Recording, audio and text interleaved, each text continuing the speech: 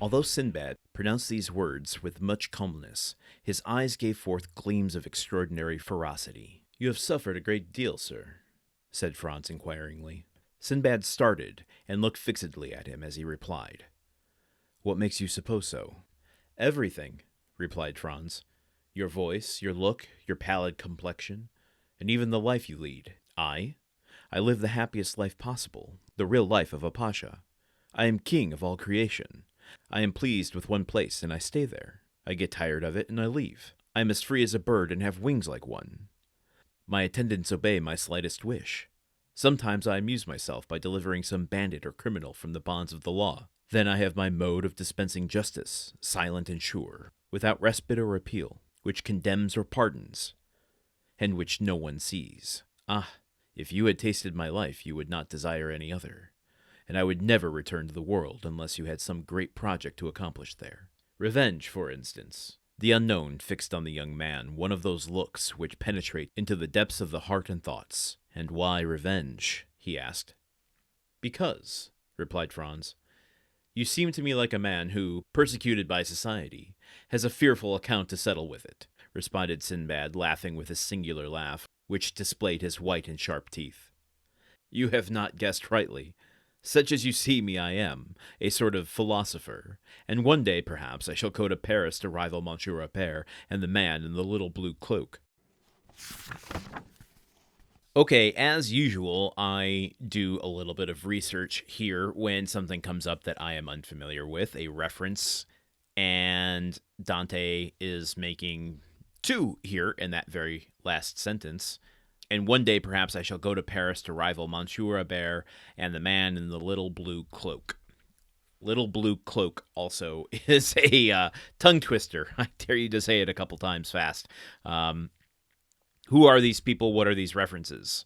Monsieur Appert is probably referring to Nicolas Appert, who was the inventor of modern food preservation, essentially what we call canning nowadays. Yeah, he preserved it by sealing it and heating it. And I think Dumas' intention here is a little wry joke, saying that in context of everything else Dante is saying there, that he's someone who can preserve people or fates.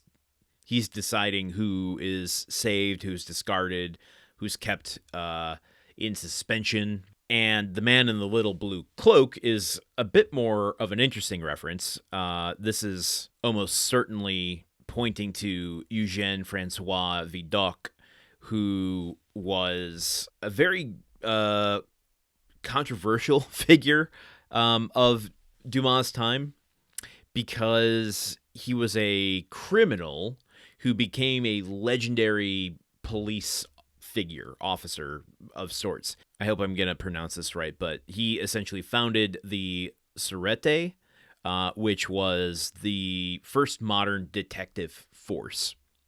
So this man was still alive during Dumas' time, and I think Dumas avoids naming him directly, although he had no problem naming the king directly earlier in the book, but whatever. Just because he was a figure, like I guess in my mind, I see him as kind of an ancestor to J. Edgar Hoover, someone that you didn't want to be on the wrong side of.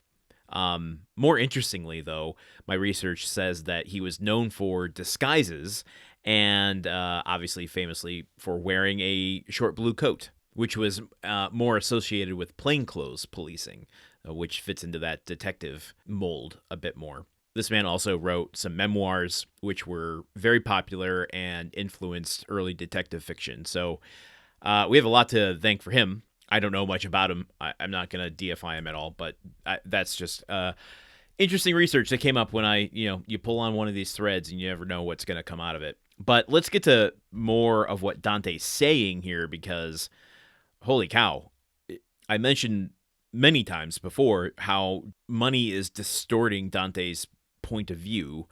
And earlier, in a much earlier chapter, I had mentioned that he's kind of viewing himself in a godlike state.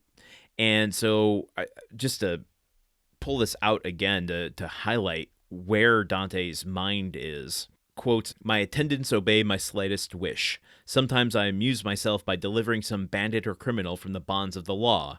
Then I have my mode of dispensing justice, silent and sure, without respite or appeal, which condemns or pardons, and which no one sees." So he's acting like a divine prosecutor. He's delighting in holding the fate of any man in his hands and not being seen while doing it. That ability, if we take everything that he's been saying in this chapter to heart, that ability to do all of that and then drop out of society altogether, change his appearance, change his character, change who he is, and then goes back in, that's almost about as absolute power as you can have on Earth at this time. How is that not going to corrupt Dante? But what's interesting, there's a tension that's being brought out because, or maybe at least it's tense for me, because Dumas isn't writing Dante as a villain here. He's saying all of this from a place of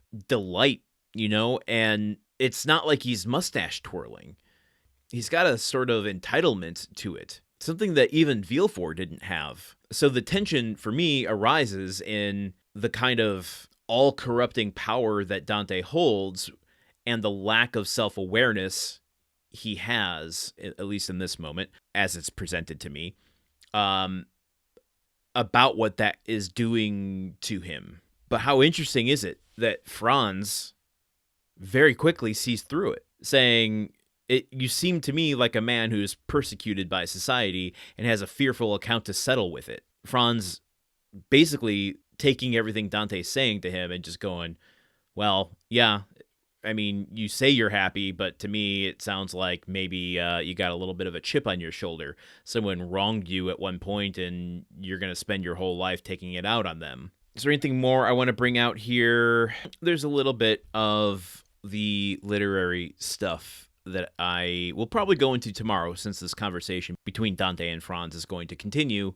So I'm going to save that for tomorrow. So join me here. Oh yeah, I forgot to go into Auguste Moquet as well. Oh shit, we got so much to cover still. Okay, join me here tomorrow. I promise we'll get to these things. We have 3 years, folks.